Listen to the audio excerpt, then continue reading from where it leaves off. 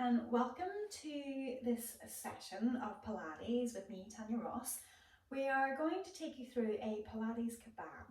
So we're going to work most areas through our core through this. So we're going to work a little bit of upper and lower abs, sides, back, and we're going to connect in with the legs and the arms as well. So we have a lot to get through, but yeah, hopefully it's going to feel like an appropriate level of challenge. You will have some options on the way through. So I hope you enjoy this session, and if you do, don't forget to leave us a like, and some comments would be good as well. So yeah, let's get you set up on your mat and let's get started.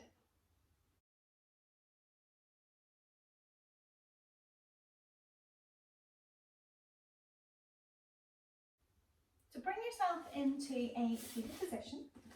I'm going to roll you down bone by bone, bring it onto the floor, and I want you to allow those legs to lengthen out. Take the arms overhead, take it into a full body stretch. Reach the arms up long, reach the legs long, let the rib cage lift off the floor. And then slowly bring the arms back down. And you can leave the legs where they are for now, just letting them stretch out. Take a deep breath in. And as you breathe out, try to let go of the neck and shoulders a little bit more to let them sink into the floor. On the next breath in, your focus for the out breath is diverted towards the ribs, the pelvis, the arms, letting them sink heavier into the floor. And another breath, the focus is drawing into the hips and into the legs. And on the out breath, trying to let them sink a little heavier into the floor. Getting a sense on the next breath, full breath in, a total body release on the out breath, trying to let everything go. So almost forming like a baseline of where you're going to start from, as relaxed as you can make yourself for now. Then slowly start to slide one leg in and then the other. We're going to set you up for shoulder bridge. So bring the heels underneath your knees, about hip distance apart. If the toes prefer a tiny little turn out, you can take that. And you can leave the arms relaxed wherever they are. In breath, and as you breathe out, start that pelvic tilt, starting to feel that movement rolling up through the spine, lengthening through the knees, and then that in-breath to roll back down again. So this idea, this concept of keeping the pelvic floor pulling up inside to keep that active, I want you to keep your focus within that movement, almost closing everything off down below and pulling up inside to lengthen from your tail essentially all the way up to the top of your head. Take one more roll, noticing even at the highest part of the movement, are you still pulling everything in, and then slowly widen the pelvis as you roll it back down, starting to bring in that sense of widening. We're going to take two more, and I want your focus to be on pulling those two hip bones in the front of the body apart. So as you roll and tilt the pelvis, imagine that you're trying to get that sensation of pulling those two hip bones apart so that it pulls everything in and tightens it. Same on the way down, can you keep your focus on to pulling those hip bones apart? So taking one last one whenever you're ready. Again, slowly lengthening the spine, thinking about that widening, and again, and slowly rolling back down. So with the back into that neutral space, you can take the pelvic tilts if you feel you need to find your middle ground where the pelvis should set, and then allowing one leg to float up and then the other. So we're not taking it full beginners, which would be just one leg at a time. We're going to take it in single leg, but with both legs from tabletop. So neck nice and long, arms relaxed. Again, trying to keep that sense of release. In breath, and as you breathe out, reach one leg away, maybe aiming to the top rung of a ladder if you need to make it softer. And then as you alternate to the other side, out breath to go out, in breath to come back in, you can choose which rung of the ladder you aim for. So as you're reaching it away, I want you to keep that twofold idea. The pelvic floor is pulling up inside. Maybe play with that for a couple of movements. And then take it into that widening sensation, as if you're trying to pull both those hip bones apart. And it's getting a sense of which one of each of those makes you feel like you're more secure in place, so that the back isn't arching away from the floor and those abdominals are not doming into the air. So we're going to keep going. We're going to aim. We might as well just do 10 each side. So that each time, if you feel that maybe there's a temptation that your weight's going to tip onto an arch in through the pelvis, that maybe you try either the pull up inside or you try that widening effect on the pelvis. Which one works for you? And the hope is that you should only need one of them, but they both relate to each other. So if you need a little bit of both, that's okay. And when you get to the end of those 10, you can give the knees a hug in. Let the legs soften down. So we're then going to take it into a tick-tock. So we're going to let those legs draw back up again, but legs together in tabletop. So still setting that same base plate up with the pelvis. In breath, and as you breathe out, you're going to take your right leg open to the side. So it's going to go as far out to the side as you can, pressing the knee to the floor. The left knee is reaching up to the ceiling, but your back position doesn't change. And then slowly draw back in. That tick-tock, it knocks the other leg out to the side, pressing the knee down, and then that scoop in to help draw back in from your center. So keeping that notion that when you're ready to pull a leg back in, maybe it's the pull up inside that helps you reconnect to the core. So you can try that once on each leg. In breath to go out, out breath to come back in. And when you're coming back in, that tightening sensation of maybe separating those hip bones, trying to widen them as far as you can, will give you, again, that same sense of trying to hold in place. So we're going for 5 to each side. If you do need to go softer, you can always have the feet on the floor and just let the knee tilt out to the side.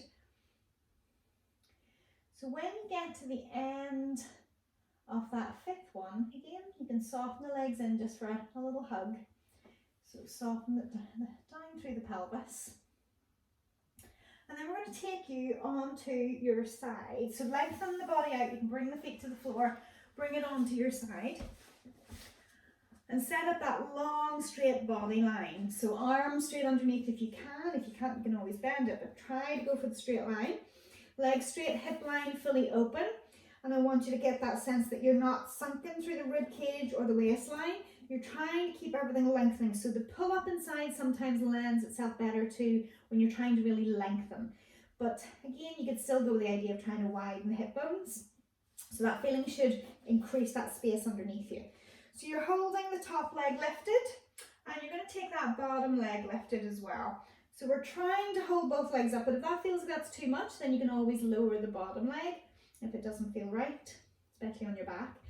So when you're ready, if you're steady, we're going to take a walking step with the top leg. It could be about the size of your baby toe, or it could be bigger, but you're trying to stop the body from kind of rocking and rolling. So wherever the top hand wants to go, wherever it feels like it's not kind of hindering your movement. So it's really, really small. And your body will want to counter. So whenever you're moving, if you're going too fast or too far, your body's going to start to roll. So you're trying to keep everything really steady and the bottom leg stays still. So the bottom leg stays in that center line and the top leg moves around it. So it's focusing on the balance, trying to keep that underside waist lifted. So the only thing that's moving is the top leg. So you're taking it through 10 steps, forward and backward. And you should feel this in the top of the hip. Yeah, so keeping that lift on the underside waist. So again, really small. You decide where you feel that you can challenge the length of the leg, challenge the pull up, but still hold everything nice and stable. Now when you get to the end of the 10th one from there, we're going to take you into a lift of the top leg for 5. So you're held in position still again, so we're lifting it up. So your knee and toes are pointing forward, so you will meet your natural hip end range of movement. Everybody's different. But if you can lift that leg right up to the ceiling, you're probably sinking back. You're trying to keep those hips fully open. So it should feel like it's coming right up into the side of the hip. So just 5 movements, try not to let those ribs collapse when the leg gets to the top. Once you've done 5, then you can soften the knees in. Yeah. And if you feel that, you can give it a bit of a whack if it feels like it needs it, depending how much that's tapped into the hip. So we're going to bring you onto your tummy next. So we're going to bring you into your swimming legs. So you can bring it onto the tummy and just rest your head onto your hands. So again, even though we're thinking of keeping it at that beginner level as such, the focus is nonetheless any different. You're trying to get that little tilt of the pelvis so the tailbone is long, the pubic bone presses a little bit more into the floor, the ribs are lifting slightly. Same pull up inside or that same tightening. And in this position, when you try to pull your hip bones apart, you should feel your skin trying to pull away from the floor. So you can rest your head onto your hands. Legs are really long and straight, so there's a little bit of tension when you go to lift. In breath to prepare, out breath to lift, in breath to lower. And again, out breath to lift, in breath to lower. And I want you to notice whether the skin on the tummy doesn't feel like it touches the floor more than when you first started.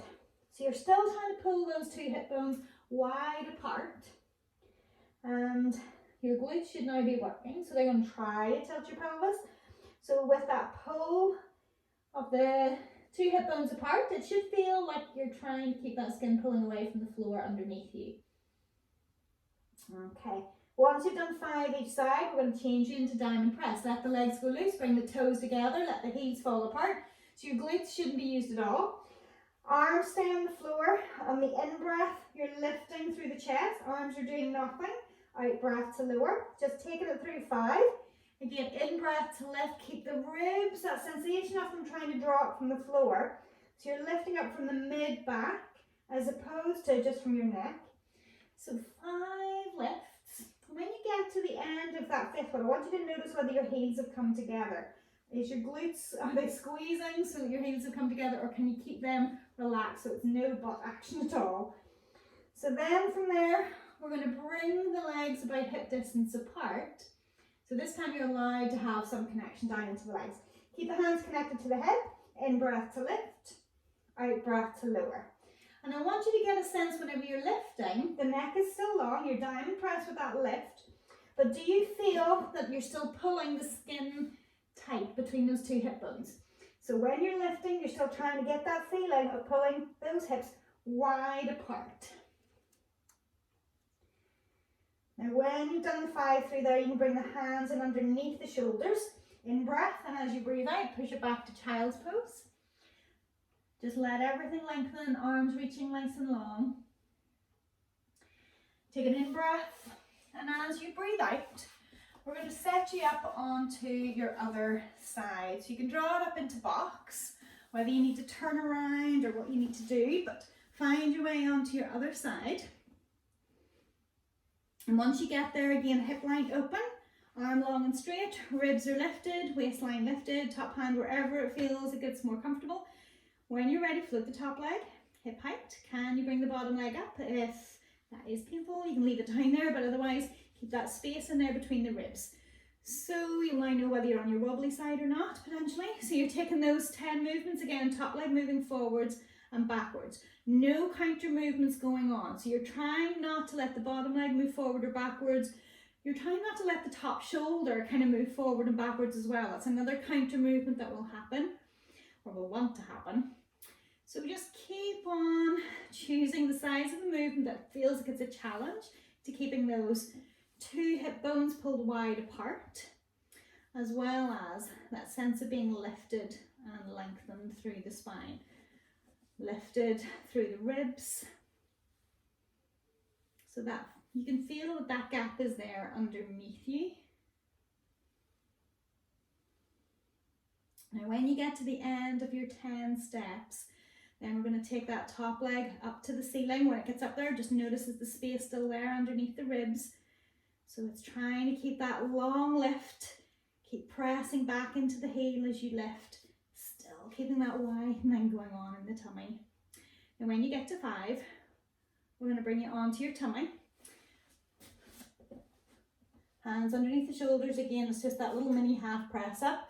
We're going to bring you up, so in breath. And then as you breathe out, that push in through the floor.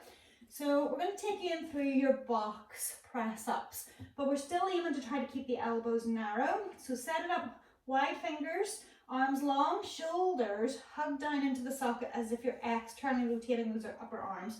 And notice whether the spine feels long and in neutral, or are you in that kind of arched back or cow position, or are you a little bit more lifted into your sad cat. So find that middle ground between the two. And then once you're ready, so you choose how low you go. Easiest is letting the nose go between the hands, choose the size. And more challenging is trying to take the body forwards. We're only doing 5, in breath to go down, out breath to come back up. So thinking about keeping those elbows squeezing together and that widening across the 2 hip bones, especially when you push the mat away on your out breath. So thinking through that sensation, pulling them wide apart. Once you've done your 5, take your child's pose, let the body lengthen, and take 3 deep breaths. Again, letting, on each out breath, letting the body kind of sink a little deeper. Letting go of any tension that may have been built up through that round.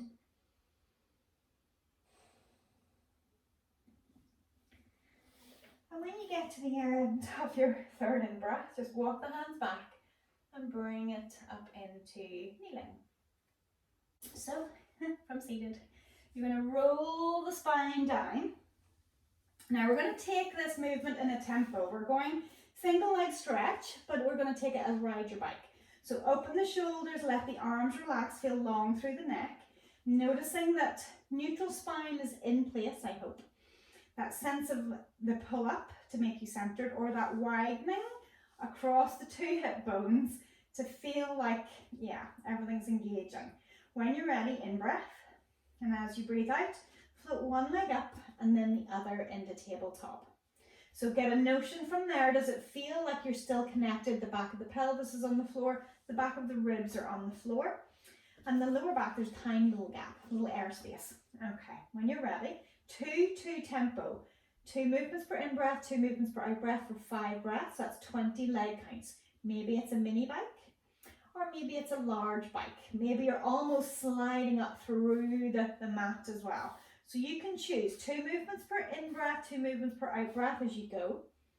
So you're counting your 20 or phasing it for 5 breaths. Do you still feel like you're working with either your pull-up inside or that widening across those 2 sit bones and hip bones and everything around the midsection, making everything wide? Now when you get to the end of the 20, we're going to reverse it. So changing direction. Again, maybe it's a small bike, or maybe you're sliding your foot almost along the mat and then lifting. Keeping that work, again, same tempo, 5 breaths, 20 movements. Trying to keep that awareness into the pelvis. Are you tipping into an arch? Are you losing that sensation and everything's doming out? Can you keep that tightening or that pulling up inside to keep the placement? When you get to the end of your 20, give the legs a hug in. You can draw the head up, give as if you're giving the knees a little bit of a kiss just to release the low back. Okay, we're going to take it into tabletop. So again, knees and feet are together. Last beginner version of this, if you like, single legs. So we're going to take it into double legs. So we're going to take it into twist. Arms can open out a little bit more to the sides in case you feel you need a little bit more of a stable upper body. In breath, take both knees to the right. You choose how far that movement goes, knowing that the challenge is on the way back. So pulling in through, maybe it's the belly button, come back to center. In breath to take it to the other side, trying to press the knees together. And then again, out breath, draw the knees back in. So keeping the focus on whether, when you start to breathe out, that pulling up sensation to realign the spine, or is it that widening? So whenever you're ready to pull in on the out breath, is it widening those 2 hip bones apart? So however wide that rotation gets for you, you're still trying to focus in from your center. And we're taking 5 to each side. Nice and slow and controlled, almost using it for the stretch to take it open. And then that strong engagement to help recenter the spine on the way back. And when you get to the end of the 5 there, we're going to take you onto your side. So you can set it up again onto the side. So this time we're just going to take it into the top leg abducting. So Arms straight again, trying to find your balance point. If you feel you want to work a little bit stronger, you could connect the hand to the floor. But if you want to focus on balance, then you're trying to keep the underside waist lifted and the hand could be up on the top leg. So knee pointing forward, again, challenging that lift with both legs lifted if you can. If it's too much to lift that bottom leg, if the back doesn't like it, then keep the bottom leg on the floor. So we're just taking it in through 10 this time. This is going to kind of throw you off a little bit in terms of that rib cage. So the trade-off. Do you lift the leg and go completely collapsed? No. You're lifting the leg and trying to work really strong and through your midsection to try to get to full 10 without collapsing. Widening or zip up, you choose whichever feels like it's the more effective for you. Now when you get to the 10th one, again, if you feel you need to, you can bend the knees. If you feel you need to give the hip a little bit of a rub, then you can. And then we're going to be bringing you into Breaststroke Prep. So we're going to take you onto your tummy. And when you get there, long through the spine, hands are underneath the forehead again. So this time the legs are going to stay around about hip distance apart. So that notion of shoulder blades relaxed, legs relaxed until you need them. Neutral spine in place, that tilt of the pelvis in place as you need it to get that feeling of, again, the zip up or the skin pulling away from the floor underneath. In breath, lift the back. And then we're taking it just steady breath, reach one hand out, back underneath, other arm out, back underneath, and then lower. And again, lift, reach one arm out, back under, reach the other arm out, and back down again. So you're going to take it through and make sure that arm stays quite close to your ear as we reach it down. It can go wider, which is going to feel slightly easier. The challenge is to take the weight as far away from your body as you can. And now once you've got the arm set out, if you've got to about 5, you're going to change the lead arm. So you'll be leading with the left arm for the next 5 movements. So again, that lift, when you're lifting and you're leading with that other arm, don't let that distract you from what your center is doing. When you get to your highest point, does it feel like the belly button is pushing into the floor? Or are you lifting and lengthening so that the top of the head is reaching to the wall in front of you? Or when you're lifted, do you feel like you're pulling those 2 hip bones apart again? So you feel the skin trying to pull up and away from your mat. Now when you get to the end of those 10, you're going to take the arms underneath, again that little mini press up, press it up, you can fold it back into child's pose, lengthen through the arms. You're just going to pause briefly, just a couple of breaths.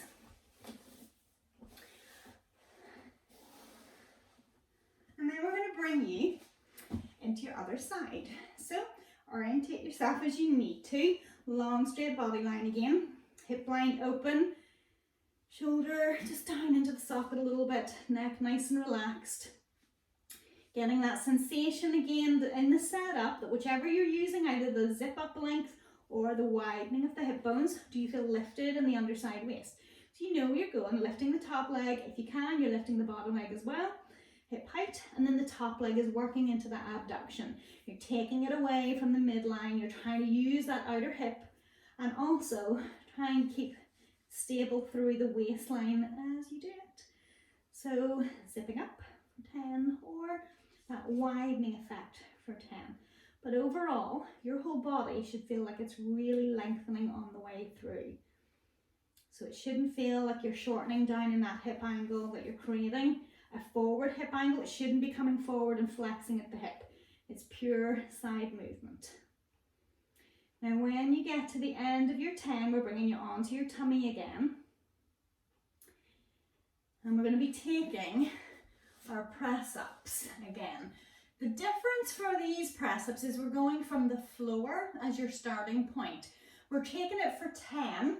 And if you're able to, you can work 3/4 if you want to from this one, but otherwise then you can still work into box. So hands under the shoulders, roll the shoulder blades back, you're pulling the elbows towards your feet, core engaged in the same way, either the zip up or pulling those hip bones apart in breath. As you breathe out, push the knees in, push the arms in, pull the stomach up, and then slowly lower back down, complete lie down. Whenever you're ready, you've got 9 more. So again, the out breath pushes away, the in breath lowers down. So I want you to keep this notion all the way through of maybe pulling those hip bones apart again. Or maybe it's the zip up and the lengthening idea. So wherever you are, whether you're going into box or whether you're going into, you're pulling those hips apart, whatever position you're going to, at the top of the movement, can you squeeze the elbows narrow and together? So you really do get that kind of final finish, that length through the arms.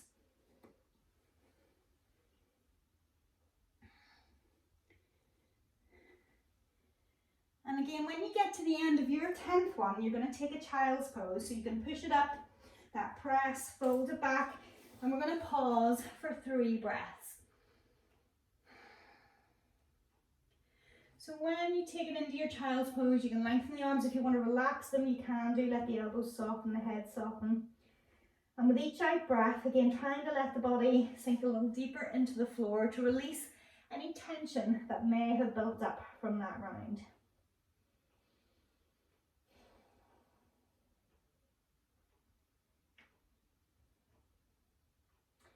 Once you've taken those 3 breaths, again, walk the hands back. Bring yourself up into tall sitting. I hope you enjoyed it. If you did, leave me a like, give me a thumbs up down below, and maybe leave me a comment. Would love to know how you get on whenever you've gone through this session, feeling that connection and maybe potentially grow on the way through the session. And if you haven't already, subscribe. That way when we add a video, you'll be notified and you can join us again on your mat. So thanks for joining me, and yeah, keep it up, keep going. I hope to see you again soon on your mat.